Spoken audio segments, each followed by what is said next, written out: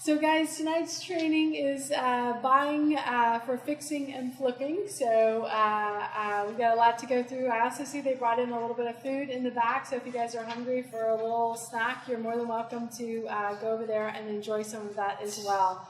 The strategy we're going to talk about right now is buying, fixing, and flipping. The one thing that I'll say is that a lot of new investors decide that they want to be fix and flip investors because that looks exciting. Because they watched that on HGTV. Yes, anybody in here was like, that's how the HGTV brought them here? Yes, a couple of you guys. So what I find though is that for a lot of new investors, buying, fixing, and flipping is probably not the best strategy for them. And I'll just kind of give you one of my favorite quotes. You guys can tell me who said this. My renovation project came in on time and on budget. Nobody. Said no one, ever, right? In fact, most first-time house flippers will overspend their budget by anywhere from 20 to 50%, which is basically all of their profits in the deal. So that's why I say for a lot of new investors, it's probably not the best strategy that they can put in place.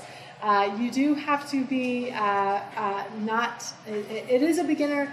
It's not a beginner strategy because you do have to be pretty much an expert at estimating what your ARV is. What is ARV, guys? After repair value. So this is the comps, these are the comparables. These are the houses that your realtor pulls out of the MLS that tells you how much this house should reasonably sell for after you do all of the repairs that are needed. So there is some risk there in terms of assessing your ARV properly. Who are my realtors in the room? Just curious. Are my realtors in the room? Okay, a couple of you guys, just two of you guys. So I know a lot of new investors will use stuff like Zillow, Redfin, Trulia when they're looking at a property, and I can see Paul is yawning and coughing, and then Ken, did you laugh? You laughed, right? So whenever you say to someone, well, Zillow says, or well, Redfin says, or well, Trulia says, you're automatically branded as an idiot, right? Yes. So ask the realtors in the room. It's not, and so full disclosure, licensed realtor and broker in the great state of Texas. License number 0518223. Everyone's disclosed to. Don't sue me. We're good to go. Okay, perfect. But if you ask a realtor, if you tell another investor, a seasoned investor, that the Z estimate is XY is 300,000. We're going to know that you're not very experienced. We're going to know that you've got a lot to learn. And I'll tell you guys, what did I say the average price was again in the Austin area? City of Austin? Like 400 for the city of Austin, it was like $465,000. Yes? Are you guys, who in here is going to make a $465,000 decision based on free information on the internet? Sorry, anyone? No one? Okay, good. Thank God. Guys, you have to have an investor-friendly realtor on your power team in order to be successful as a real estate investor. Don't use Z-estimate. These things are directional, but directional might mean that it's off by 10%. 10% is $45,000. That could be all or most of your profit on a particular transaction. So have a great investor-friendly realtor on your power team that can help you evaluate what the value of that property is going to be after you get it finished up. Project risk. There's contractor issues, there's project issues, there's project surprises. I'll tell you about a recent project that we did in 78721, which is kind of East Austin off of MLK. And as I was going through the house, I'm very handy. So I got out my screwdriver. It was a house built in the 70s, and I got out my screwdriver. What am I checking for? It's a house built in the 70s. What am I checking for? Wiring. What kind of wiring am I looking? What kind of wiring am I not looking for? I'm hoping that I'm not going to see. Aluminum wiring. So when I pulled off one of the outlets and I pulled off one of the plate covers and looked at the outlet, it was copper, and I thought, oh my gosh, somebody already took the big hit of rewiring this property for me, which I thought was fantastic and amazing. I was so excited about that. And as we were redoing the house, we ended up taking down one of the walls, and it happened to be while the inspector was coming through to look at some other stuff, and all of a sudden coming out from the ceiling was a bunch of aluminum wiring. So they had rewired part of the house, but they had not rewired all of the house. So we didn't pull every single outlet and every single plug. Another thing that had me think that they had redone it was they had put a new service box on the outside. So I'm thinking, oh, well, these two things, well, that means for sure that we don't have to have this expense. But as we pulled down this wall, we saw some of the other wiring that was in the house, and we realized that our expenses just went up about $3,500 to finish rewiring the house, the parts of the house that they did not rewire. So there are project surprises, even if you've been doing it for a long time, right? Because sometimes when you're in those houses, you're doing these evaluations, you're walking through with yourself, your partners or your contractors, sometimes there's going to be things that you may miss as a real estate investor. Market timing risk. It is no fun to put a house on the market in October or November, because a lot of times that means you might be holding onto that project until March of the following year. Now, normally I say November, December, January, no man's land, but every single December, what do we see? We see a big uptick in the number of sales. We're selling usually as many houses in December as what we sold in October. So it goes down in November, but it goes back up in December, which is a nice surprise. But again, if you're not sold in December, then sometimes you're holding that project again through March, which means what for you as a real estate investor? Holding costs, property taxes, insurance, utilities, all of those sorts of things, right, that kill what? That kill our profits as a real estate investor. So there's some risk there. And then, of course, the risk of overestimating your ARV and underestimating your rehab costs. And so I'll caution some of you guys, even though I know it is the most exciting, it is the most profitable strategy out there, building houses, buying, fixing, and flipping houses. If you don't have some of these skills, or if you don't have people on your power team with some of these skills, I highly recommend that you partner with someone else who's done it before, or that you wholesale and that you shadow that person on that deal, or that you make sure that you get eyes on that deal from someone else, someone who has more experience than you, and someone who can understand what this project will take to take it to the finish line. So let's look very quickly about at the anatomy of a fix and flip deal. First off, you have to do the marketing to find the property. Did Phil talk to you guys a little bit about marketing? Yes, he tell you it's like the most important thing that you can do for your business? Yes, it sounds like all of you guys really are into it and totally believed him. But if he did not make the point clear enough, let me try it in a different way. You guys have all heard of Coca-Cola, yes? It's one of the biggest brands in the world, right? Known throughout the world, right? Coca-Cola, even though everyone knows it throughout the world, Coca-Cola spends every hour, every minute, every second of every day doing what? Advertising in every country, in every time zone, in every language around this world. So if the biggest company, one of the biggest companies, one of the biggest brands in the world spends every minute of every hour of every day doing marketing, what do you think you're going to have to do for your little old brand? And you guys are totally getting this. I'm super psyched. Thank you for that. After you do the marketing, find the property, negotiate that deal with the seller, negotiate the numbers, get it under contract. Does anyone in here not know where to find the contract? Does anybody in here have a question about where do I find the contract to put a property under contract? Okay, TREC, it's the Texas Real Estate Commission. So you can just Google TREC, T-R-E-C, and the first thing that will come up is the Texas Real Estate Commission. Click on that link, and then one of their top links is their access to forms. They've got about 40 different contracts, addendas, disclosures, terminations, etc. on that site. You can use that form whether you are a realtor or not a realtor, but it's where you get the free contract. Luckily, it's kind of fill in the blank too, so it is 10 pages. Don't let that intimidate you. There are probably, if I had to guess, probably about 60 to 70 different blanks that you have to fill in. And many of them you can actually skip. but it gives you many context clues to tell you how to fill it in. You'll complete your due diligence. Some people want to do all their due diligence before they get a property under contract, which is smart unless what? Another investor is coming in behind you who's already done their due diligence or is willing to put down a little bit of earnest money, a little bit of option money to be able to get that contract under property under contract and then finish their due diligence during their what period? During their option period, okay? Because you're not going to pay very much to get that option period on that property. During that time period, again, you'll make sure to validate that ARV, which you should have that ARV pretty accurate even before you get to the property. You should have the repairs fairly accurate even before you get to the property based on a quick phone interview with the seller. Now, when you get to the property, you're going to find things there that maybe you did not cover, or maybe the seller thought, well, this is fine, and you say it's not fine, or it does not stack up versus where the comps in the neighborhood say that this house needs to be in order to get the ARV that we're looking at, right?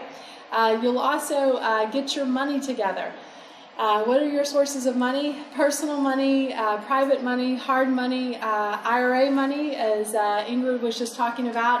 I do have a little, I've got a couple asterisks here. For those of you guys who have been investing for a while, just to make sure you guys are on the same page, or haven't invested, or even have been investing for a while but haven't done anything recently, Trek back in February of this year, they updated the contract, so you guys all want to make sure you download the most recent contract. It went from 9 pages to 10 pages. Usually every 18 to 24 months they update the contract. You guys want to be sure and use the latest ones. That's really the only ones that the title companies want to accept, so I want to make sure you guys have that. Also have an asterisk here for personal money. People who have money as real estate investors. Someone help me finish this. A fool and his money are soon parted. A fool and his money are soon parted. I know that we have a lot of very smart people in this room. I know we have a lot of very educated people in this room. Probably people with multiple advanced degrees. I know probably a lot of you guys in this room have done so well that you've saved up some money over the course of the last however many years, right? Congratulations. I know that you guys are all very smart in doing the things that you do every single day. That is awesome. But please do not believe that all of those smartness and all of those skills is transferable into real estate investing. It is transferable to a certain degree. Yes, if you're a spreadsheet whiz, yeah, you're going to put all the numbers in the spreadsheet. It's going to give you a number back and you're going to invest accordingly. But if you are putting garbage into that spreadsheet, you are going to get the wrong answer out. One of the things my coach taught me was, he's so cute, he says, garbage in, garbage out. That's what everyone thinks. He's like, no, garbage in, garbage stays in. Garbage makes little garbage babies and starts to populate and fill up your head with all this wrong stuff, right? And causes you to make the wrong decisions. So guys, even if you're smart, even if you've saved up money, even if you're a spreadsheet whiz, don't think that you're just someone's gonna bring you a deal and you've got enough knowledge to be able to do it on your own. And let me be more specific. Occasionally, you got, who's looking at buying a deal from a wholesaler? Who in here wants to buy deals from wholesalers? Okay, wholesalers, okay, great. So here's what I love about wholesalers. It's the ghost of wholesalers past, I don't know. So wholesalers will bring you the deal, yes? You don't even have to talk to a seller. You don't have to meet anybody. You don't have to go through and do any of the negotiations. Everything's done for you. It's pretty awesome, right? They'll bring you the deal. They'll bring you the ARV. They'll show you comps. Yes? They'll show you here's 3 houses that have sold in this neighborhood before. They'll give you the repairs. Hey, here's what it's going to take to repair this house. Guys, don't take that due diligence from the same person that is going to make money off of you if you accept their due diligence. Does that make sense? Because yes, you're smart, you will put it in your spreadsheet, you will buy that deal with your own personal cash without having someone look over it. Most wholesalers, 2 rules of thumb for wholesalers. Number 1, ARV is overstated, usually by at least 10%, which is roughly 2/3 of your profit as a real estate investor. Repairs are usually understated by somewhere between 20 and 50%, which is roughly the other third of your profits as a real estate investor. Does that sound good? You put the numbers in a spreadsheet, you got all the numbers, someone gave you all the numbers, but if they're not giving you the right numbers, you're opened up to make a mistake. Does anyone in here want free advice, free coaching, free mentoring? Does anybody? Okay. Take your, even if you have cash, take your deal to one of the private money lenders or to one of the hard money lenders that we have as part of the association and say, will you fund this deal? Will that be some of the best free coaching, free mentoring, free advice you have ever gotten in your life? The answer is unequivocally yes, right? Don't think, oh, I've got my own money. Someone brought me a deal. Someone brought me the comps. Someone brought me the repairs. That those numbers are right. Always get someone else who's been doing it longer, or someone who's like going to be the other person who's actually going to put their money into the game. And what are they going to do? They're going to run their own comps. They're going to look at their property and make sure that your repairs are spot on or whether or not they're off. So everybody got that? So please, I don't want you to be the fool with his or her money that is soon parted. Everybody on the same page? And God, please don't look at the Z estimate. Like all the realtors in the room know that is incorrect. And it's funny because I was doing a call with someone today, and we were talking about rents. And there's this website called Rentometer that I've heard a lot of different people talking about. And they're like, Shanoa, what's the difference between what I might find on the MLS and where are the other places to get comps for rental properties? And I said, well, number one, the MLS is always going to be the best place to go. That's where all the right information is. I said, there's this other site called Rentometer. And I said, well, what's the address of the property? So I plugged the address of the property into Rentometer, and it came back at like $1,800 a month. And then I did a real CMA of the rents in the MLS, and it came back at $2,300 a month. That's a big difference, right? And it can be up or down either way. So yes, the free information off the internet, you get what you pay for, and in some cases that free information will cost you all of the profit in the deal. So I know some of the real estate meetings you guys might go to, it's all rah-rah. Yes? You guys been to those? Where it's like a rah-rah fest. Like, I am like the real fest. This real estate investing can be very profitable, but can also be very risky. So I want to make sure you guys go in, and I always say this, eyes wide open. And I always say, everyone comes in here thinking, Shanoa, your job is to show me how to make money as a real estate investor. And I say, no, not really. I say, my job number one is to make sure you what? What's Warren Buffett's number one rule of investing? Don't lose money. My number one job is to protect the principal investment, to make sure that you do not lose money. Then yes, after that I want to show you how to make money. But again, I want you to go in eyes wide open so you know what you're really looking at. After you get all that done, you'll close on the deal. After you close on the deal, you'll get to manage the remodel. I have a little asterisk here by new tips too. And this is a tip that I learned probably about a year and a half ago. So it's not that new, but it may be new to you. How do you vet and validate a contractor? What are some of the ways you do that? Angie's List. How else? References, yeah. That's probably the best. Go look at their other jobs. Yes, yeah. What else? Better Business Bureau. Make sure they're insured, bonded. What else? This is my new favorite thing to do. mugshots.com. Oh my God. It's a thing. It is a thing. It is a thing. And I learned this a year and a half ago because I hired a contractor. There was actually a referral. But contractors, and even sometimes realtors, they go bad. Yeah? Yes? You just don't know when you just don't know if that's going to be on your job. Okay? So about 18 months ago, before that, I hired a contractor, and he was it was terrible. I ended up firing him, and one of my staff said, Sean, there's this website called mugshots.com. Did you look him up on there before you hired him? I'm like, what?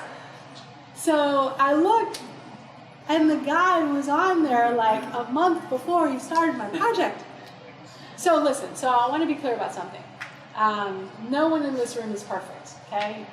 If your contractor had a DUI in college and he's, in his 30s now, you know what? Yeah, everybody screws up. Everybody's made a mistake, okay?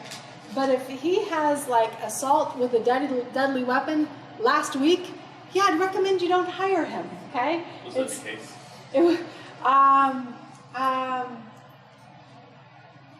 It was not assault with a deadly weapon. It was assault. Yeah, and it looked like, just based on the picture and based on kind of like, did you guys watch that movie Raising Arizona? His hair was always like this. It just looked like, you know what I'm talking about, right? Sorry about that. So he looked like that guy. Ace was his name. Is that right? Is that what you said? But it looked rough. Whatever had happened that night was not good. But it's kind of a joke, but it's actually very serious. But I think the number one thing too is, yes, check their references. Make sure that they are recent references. Go by their projects. Meet the people that they're currently working for. A friend of mine said she had someone, a contractor that she was working with, bring someone over to go and look at one of the projects that she actually had. And he was walking through the house and he's like, oh yeah, I did that, cabinetry, and I did this, granite countertop, and we did the electricity. And she was looking at him and she was like, no, you didn't. You painted the laundry room, and it was, so make sure that they're actually doing the things that they say that they're doing, which is kind of an interesting thing to go through as well. Managing the remodels. Oh my gosh, the city of Austin. Is it easy to get permits in the city of Austin? Oh yes. It is a nightmare. It is a nightmare to get permits in the city of Austin. So do factor that in, that it might take you maybe 1 to 2 months. And that's assuming that you're just doing something little. If you're trying to do an addition or a new build, and you're trying to fill up all the square footage of that property, oh man, imagine it's going to take you a lot, possibly even a lot longer than that. If it's in a neighborhood where there are neighborhood overlays, they like to slow you down as well, so just be prepared for that in terms of your holding costs. Guys, I see a couple of you guys have buzzers. If you have a buzzer, does anybody still have a buzzer? Anybody still have a buzzer? Okay, so if you have a buzzer, we'll process your membership right now. If there's anyone in here who, they just walked out with a buzzer, so okay, yeah. If there's anyone in here who would like to join, who has not yet joined, I think they're closing the membership table, so please go out, see Graham, he'll get you signed up right away. Awesome, thank you. Wait for the inspectors. Sometimes it's several days or even a week or more to have an inspector come out to your property to send you down to get the next set of work done. You'll deal with project surprises. Every project will have some sort of a surprise, even if you've been doing it for a long time. My project came in on time and on budget, said no when ever. That's a real thing, okay? So don't expect that it's going to come in on time, especially if you're dealing with the city of Austin and the permit situation, inspection situation. Contractor surprises, vandalism. You are not officially an investor until someone has stolen something from your project site. It will happen, right? And it sucks, but it's just part of life. You'll pay your ongoing expenses, your hard money payments, your loan payments, utilities, property taxes, which I just got that love letter from Travis County this last week. Did you guys get that love letter too? Don't you just like, oh my gosh, yeah. So sometimes if it's at the end of the year, you'll actually pay them. But if it's interim, kind of mid-year, for example, you'll just pay it at the time that you sell the property. Hire a realtor, put the property on the market.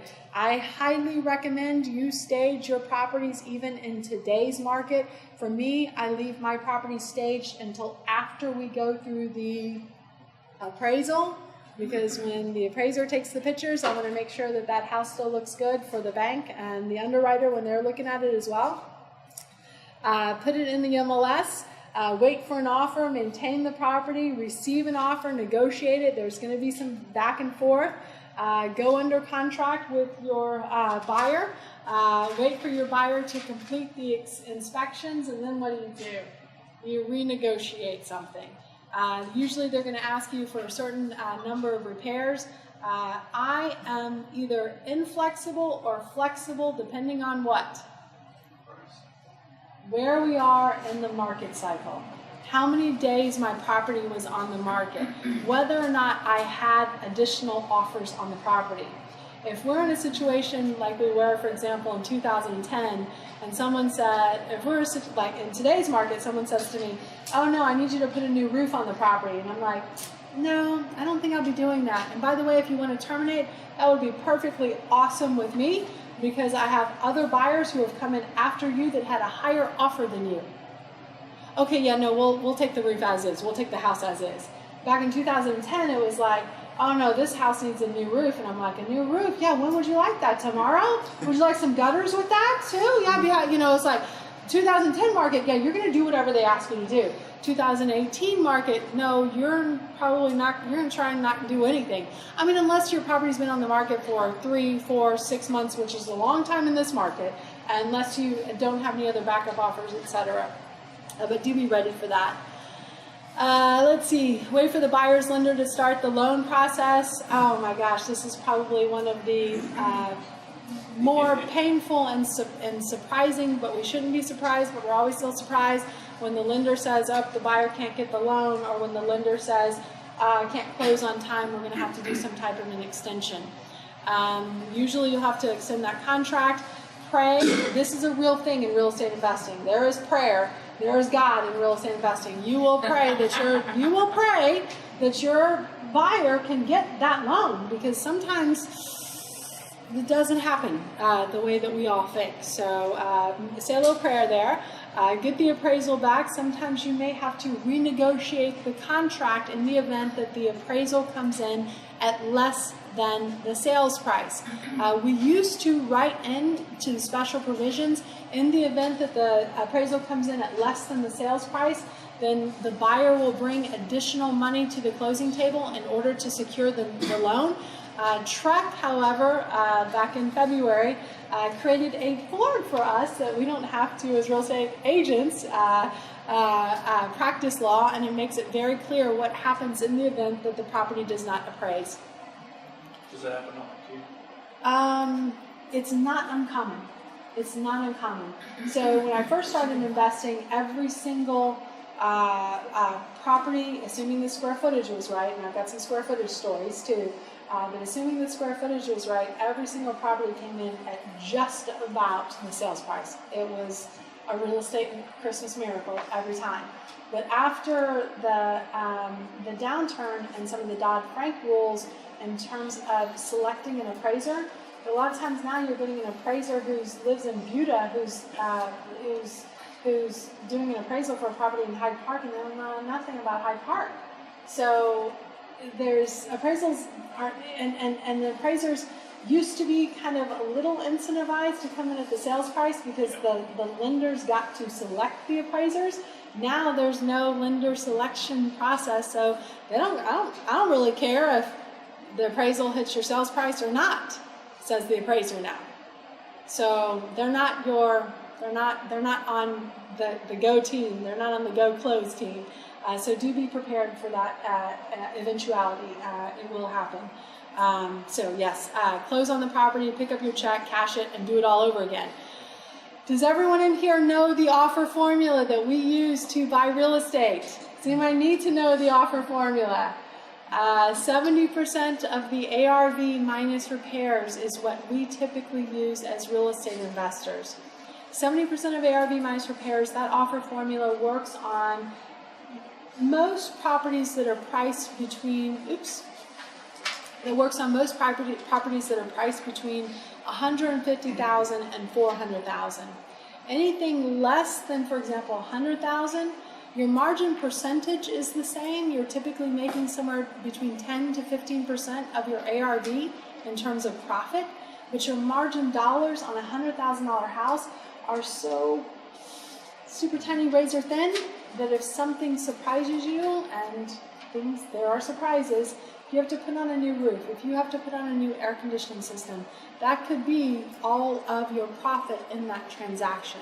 So on houses sub 100,000, you're going to offer less than 70% of ARV minus repairs. On houses that are over, you might pay more because your margin dollars are so high. Usually you're making somewhere between $40,000 and $60,000 or more $1,000. So if you have to put on a new roof or a new air conditioner, yeah, that sucks. But it's not going to kill all of it's not going to take all of your profit. Now the asterisk there is you also have to look at the days on market and the months of inventory, because on the more expensive properties, for the most case, you will be holding those longer than you will the lower price properties. Does that make sense to everybody? So yes, you can pay more, but be careful if your holding time is 12 months. Then you're not going to want to pay more. Does that make sense? Yes? Good. So offer examples on a $200,000 house where the repairs are $40,000. Your maximum allowable offer, $200,000 times 70%, which is $140,000 minus the $40,000 in repairs, means your maximum allowable offer will be $100,000. Typical profit, again, 10 to 15%. It's 10% if you are bringing in one of our hard money lenders, as an example, as your funding source. Your hard money lenders will usually absorb about 5% of the ARV for their fees and their profit. If you're using your own cost of capital, you might, and again, if your project comes in on time and on budget, you might make somewhere between 15% and 18% of the ARV. Again, assuming you're using that formula. But for every dollar that you overpay above that formula, that is $1 that comes straight off of your profit margin.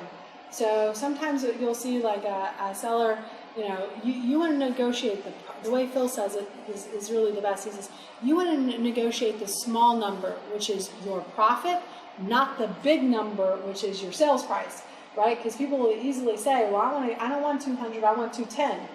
Well, gosh, on a $200,000 house where you're making somewhere between $20,000 and $30,000, man, let's negotiate the 20 to 30. Let's not negotiate going from 200 to 210, because that's about 50% to 1/3 of your total profit.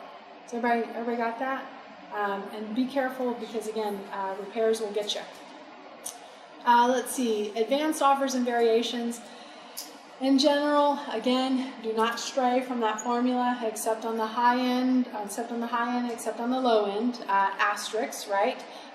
You can pay a little bit more if you have a property that you will be renovating very quickly. So if it's just a carpet and paint project, yeah, I pay a little bit more for that because there's not very much risk for me. If it is a property that has high renovation risk, for example, a property that has a septic has a well, so think of Dripping Springs properties, right? If it, or just kind of country properties. If it's a property where you're doing a big addition, or where you're starting to take down walls, or where you're starting to do foundation and plumbing, yeah, there's going to be a lot of risk in those, right? So you will not pay more for those higher risk type jobs. If you already have a buyer, so sometimes we've had properties where we've had a buyer even before we bought them. Also adjust property offers to hit a minimum profit dollar amount. Again, that's what we talked about. The 70% formula works great from 150 to about 400, but then as you get on either side of that number, you can possibly adjust it from there.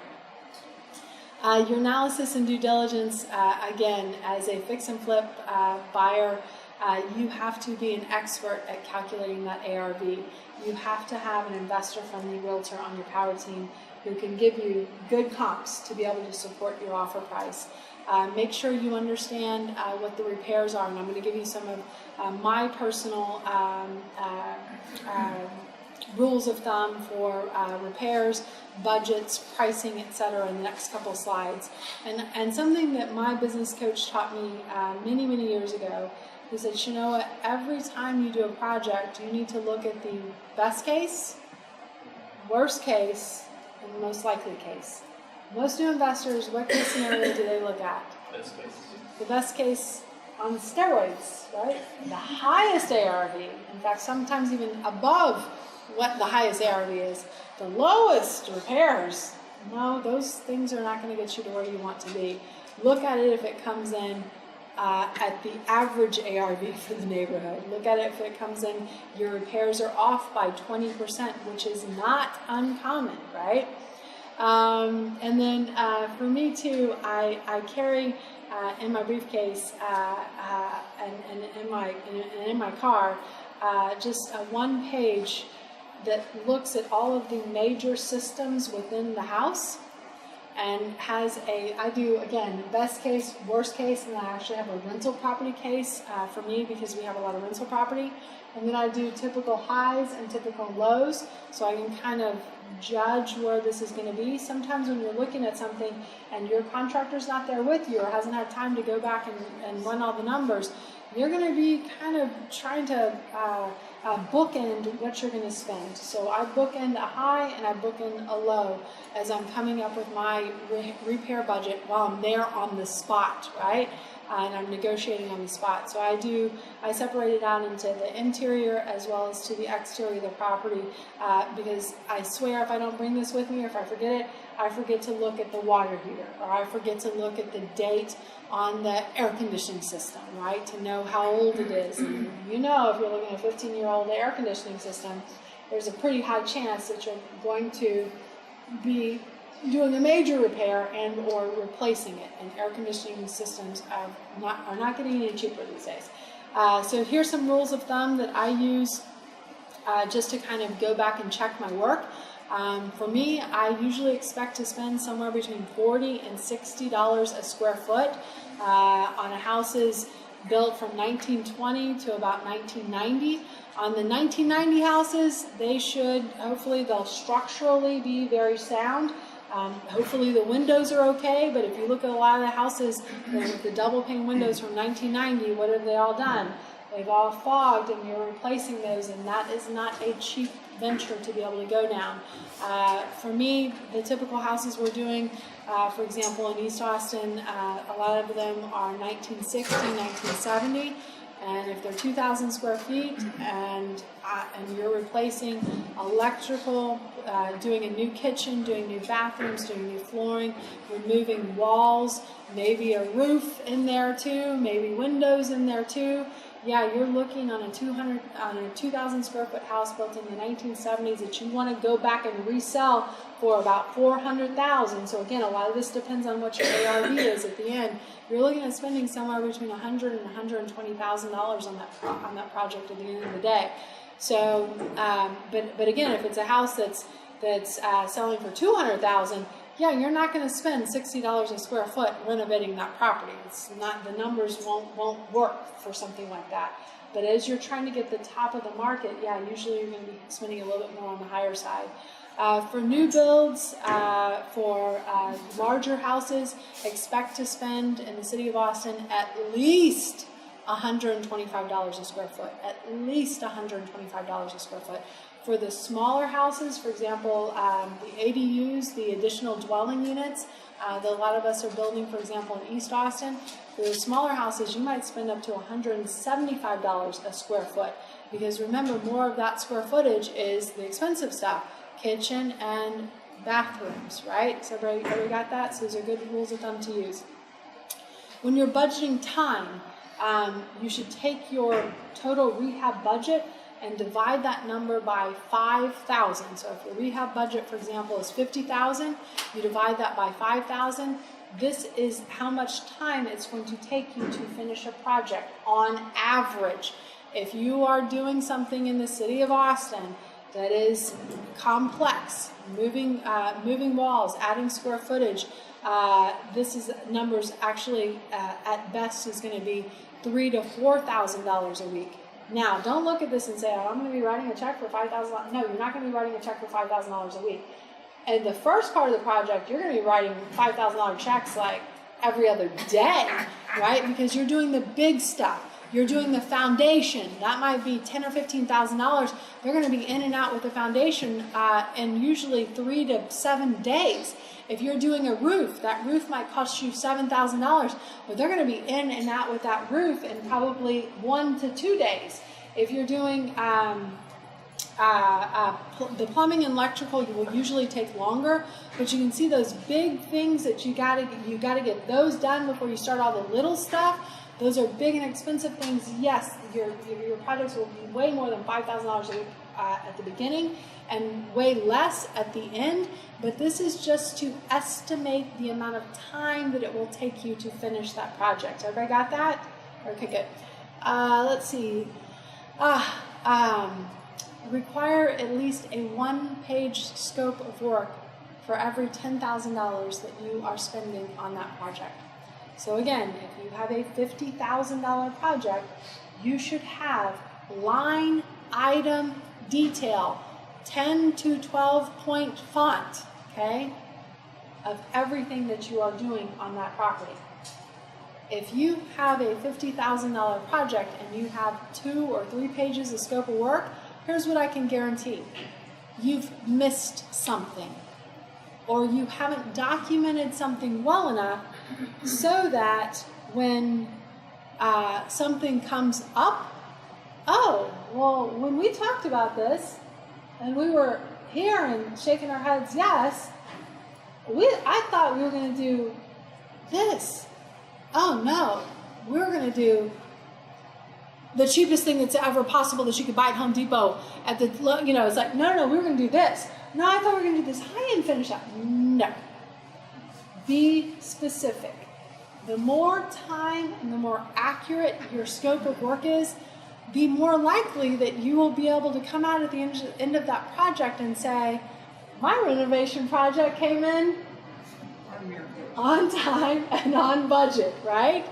But if you do not, there will be change orders, there will be misunderstandings, stuff will go wrong. So again, use that as a good rule of thumb. Earnest money and deposits, the realtors in the room. I know Paula has done some investing.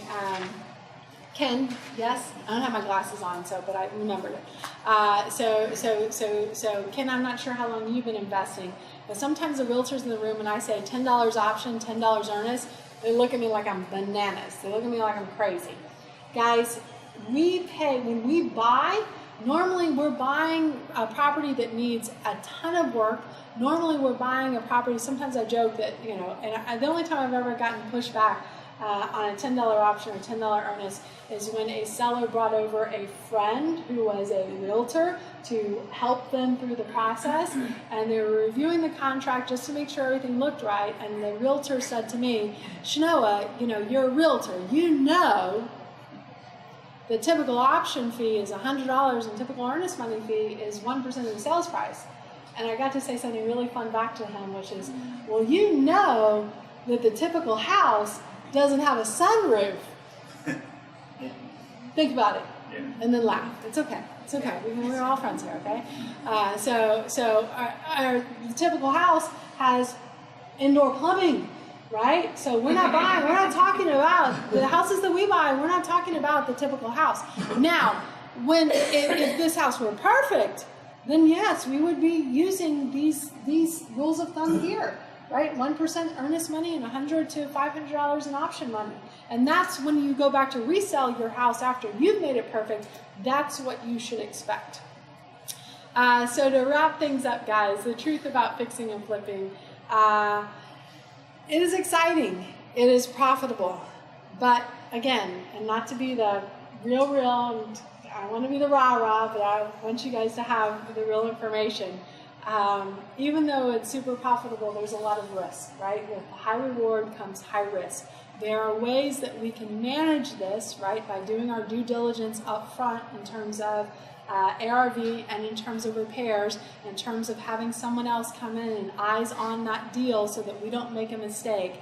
But it is very profitable. It's not necessarily a great getting started strategy. Watching 1,000 hours of HGTV does not give you your honorary degree in renovating a property, okay? No, that does not qualify. In fact, if you're watching, stop watching that now, because they tell you they do some stupid stuff on there. And the profit that they show you on those shows is something called gross profit, which is not, I care about the net.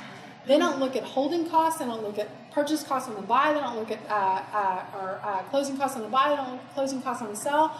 Half of those deals, I don't think they're making any money. These folks are not your mentors. These persons, yes, it's fun it's entertainment only. But don't make some of the mistakes. They make great TV, but they don't make great money. They don't make great profit. And that's what I want for you guys. The whole truth is, there is a lot of risk. Finding a great contractor is tough, although you now all possess the tool to select your contractors. The whole truth is you can make a great living doing this. You do have to keep marketing. The biggest mistake that I see investors, both experienced and inexperienced, make is that they stop their marketing as soon as they get a project. And then they finish that project and all of a sudden they got to start their marketing business all over again. What did we say about Coca-Cola? They're marketing constantly. You need to as well. Get that pipeline of deals going and you'll be very well off as a real estate investor. Guys, thank you for coming out tonight. I hope you learned something of value. And I think I will go ahead and say happy Thanksgiving to you guys all. I hope you enjoyed that.